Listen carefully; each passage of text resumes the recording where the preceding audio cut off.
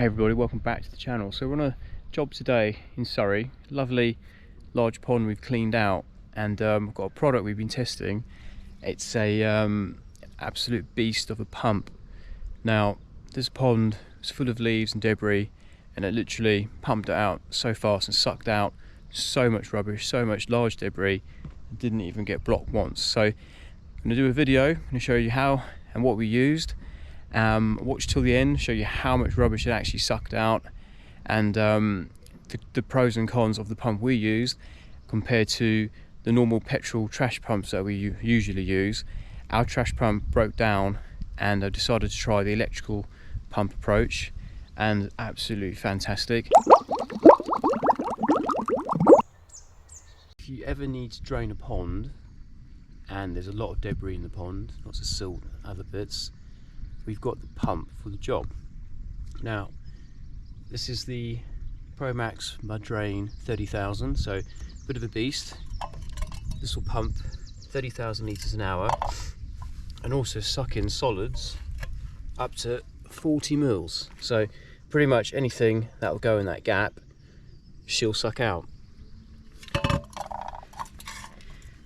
Not actually that expensive to buy. These are probably just under the £400 mark.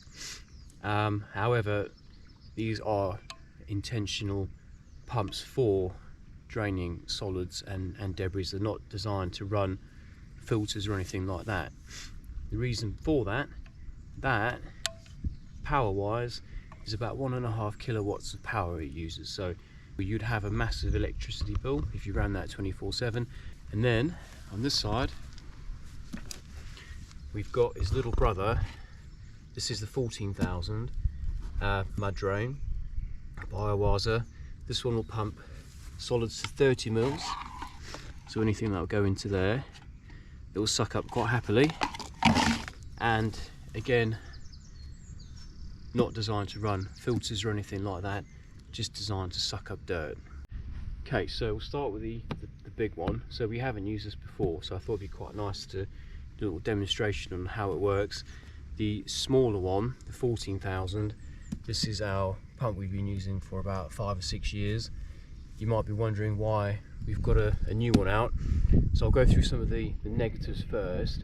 There are only a few. So drawbacks we found with the 14,000, they don't last very long.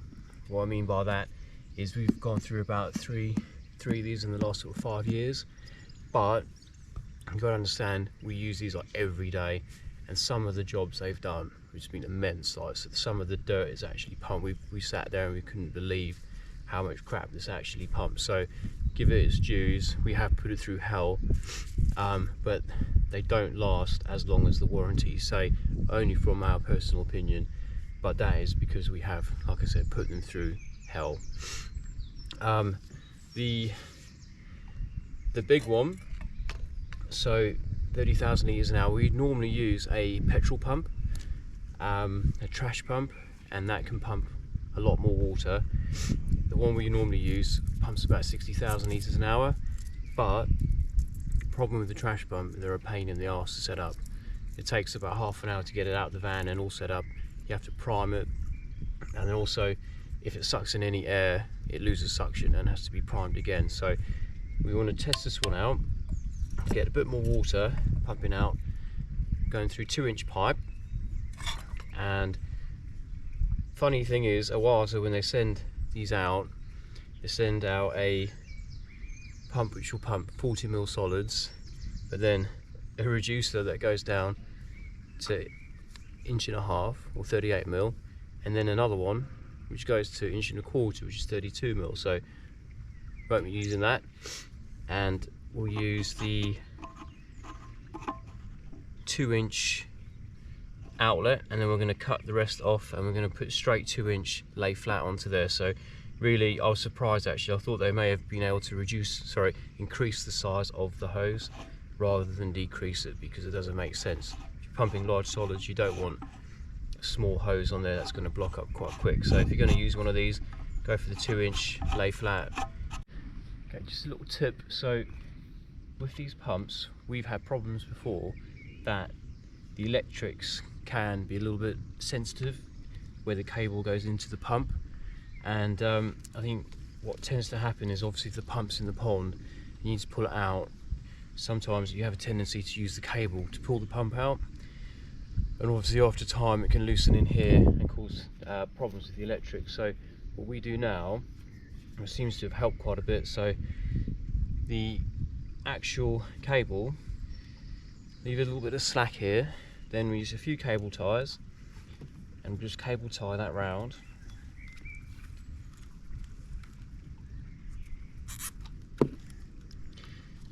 To the handle itself.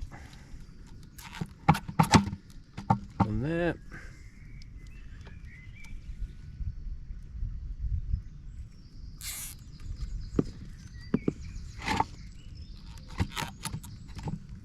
Another there.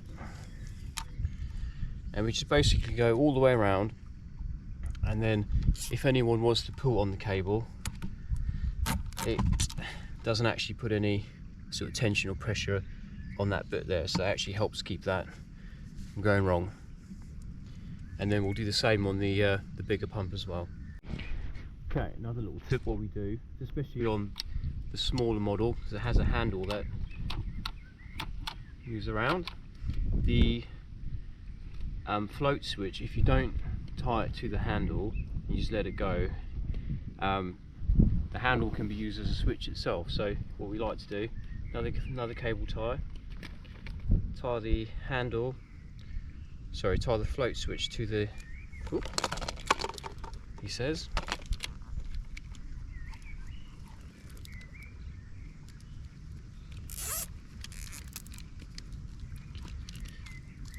on there.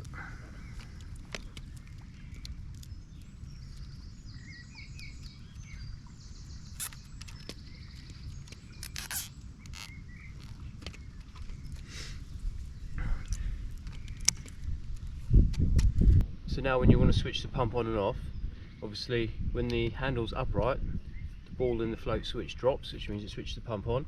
If you want to switch it off, off, on, off, on. Nice 40mm holes down here. Now obviously a little bit of common sense. There's only big fish in this pond. Small fish would get sucked into there quite easily, but they would only get sucked in when the pond gets down to a certain level, so when it gets really low.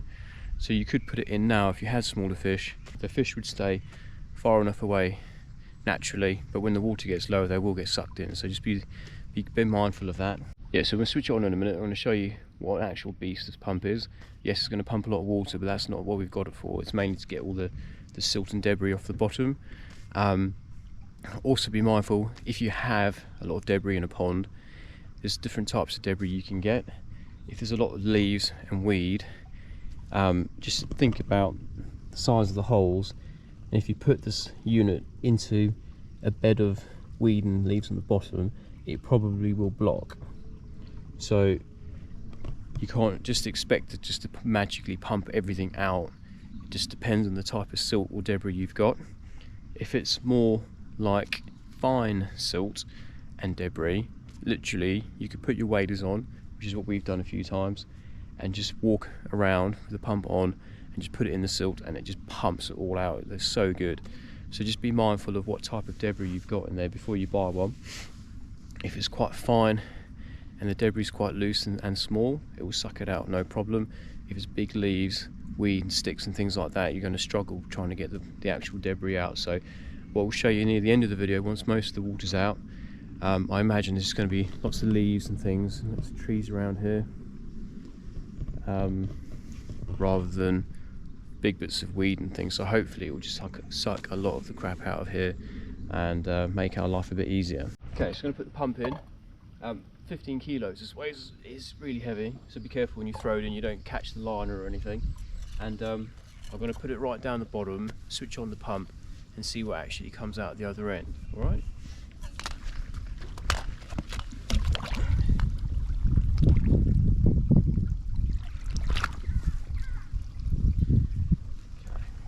Okay, power on time. Whoa, God, it's alive. Okay, we switched it on, bit of a problem. It's quite powerful, so it literally pulled all the hose in, and I think we've got a kink. So we're going to pull it out this time. It's a problem with lay flat hose. Preferably you like to use the suction hose, but I couldn't get any 2-inch suction when I needed it. So yeah, we'll try the lay flat again. Yeah, maybe just just stand on it for a sec.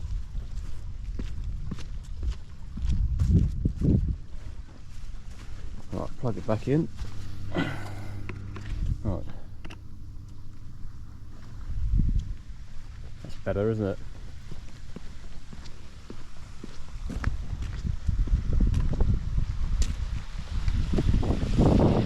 Right. So you've got a nice flow coming out of there. And yeah, we'll see you in a few minutes whilst we wait for the water to get down, and then I'll show you all the rubbish on the bottom, and hopefully show you how this pump actually sucks all the rubbish out.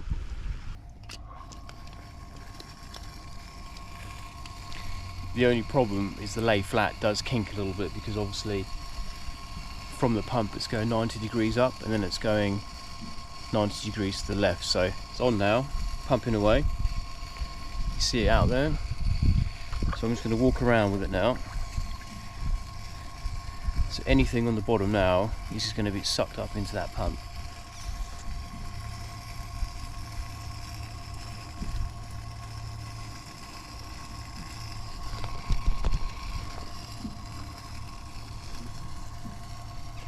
So far so good.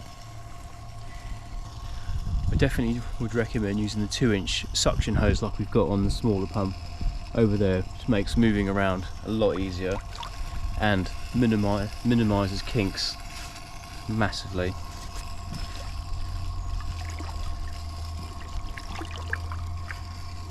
So far so good. Right, one way to find out, so I'm going to switch the pump off and pull it up, see if there's anything stuck to it. Cool.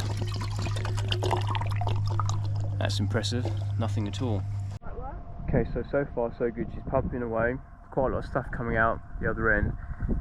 Now we're just going to brush up this whole area, disturb the whole lot, see if we can try and block her up that way.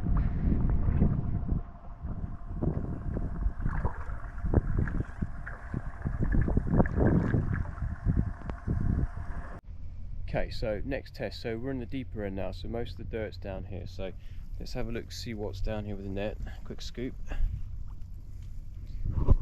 So fair bit of muck down there. So we're going to get the big pump, pop it down here, see if we can block her up. Big pump going into the deep end where all that rubbish is on the bottom. Okay, there's a lot of rubbish down there. Let's see what happens. She goes. Cool. Kicks out, that's for sure. Okay, she's come from the deep spot, and this is all come off the bottom. So really, you know, that's ideal. Really, that's sucking up all the sediment and leaves and bits without blocking, and that is really kicking out now. Okay, so we moved the pump right into the deep spot here. Well, the deepest spot. It's not exactly much deeper than the rest of the pond, but very efficiently. Quite pleased so far. And I don't know if you can see it, but that's coming out the far end down there. But you can just see the current it's making, it's sucking everything towards it. It's quite nice.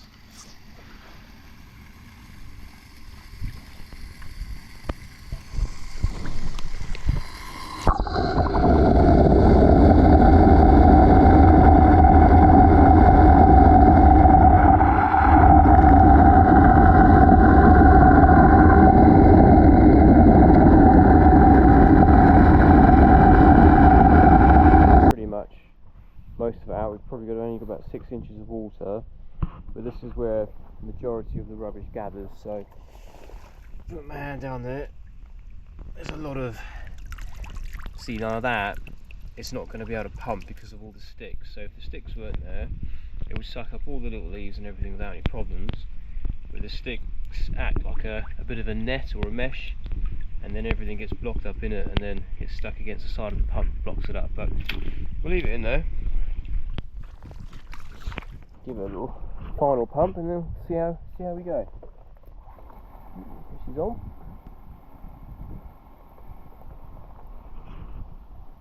It's going alright.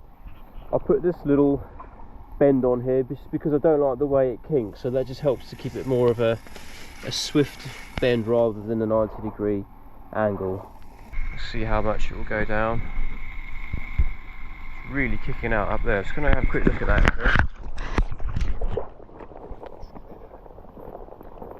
Show you what's actually coming out.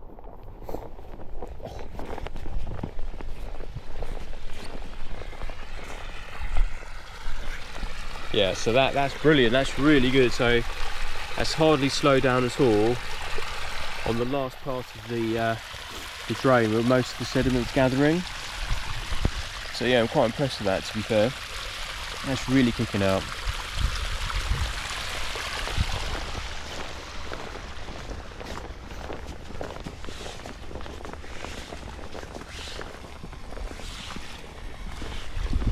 The good thing about these pumps, they suck from the bottom, so literally it should go down most of the way without blocking up by the looks of it. That's brilliant. So I didn't expect it to get this far. That's really going.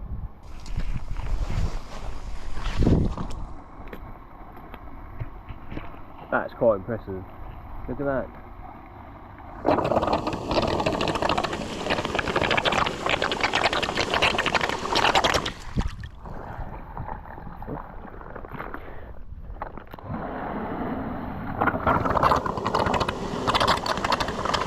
That just wants to suck the whole lot in.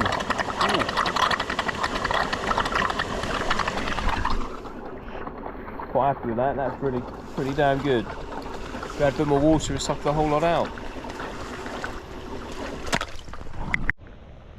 Okay, so as you can see, the pond's all done. The mud drain 30,000, you know, absolutely smashed it to bits. I'm really impressed with that. I think if you're on the market for a new pump to pump sediment and large bits of debris, that is a pump to go for. The amount of leaves and dirt we had down at the bottom of this pond was quite substantial. I mean, this tree's dropping leaves already. As we've just cleaned it out, it's already filling up. But I think the most important thing, if you're going to buy a pump like that, just check to see what type of debris you've got down there. If it's really weedy and matty, you might find it struggles a little bit because it just blocks and surrounds the actual cage of the pump. If it's sediment and loose dirt like normal silt is, you could literally put that in and it will just suck all of it out. It's that good. I recommend using suction hose. I didn't like the way the lay flat, it's trying to go up and obviously it's then pumping at a right angle, so you're getting a little bit of a kink in the hose. I don't like that. If you use suction hose or black 2-inch rigid hose, that would eliminate that and you could, you know, move around with it quite easily. And yeah, really impressed with that pump. Hands down, one of the best ones I've used so far.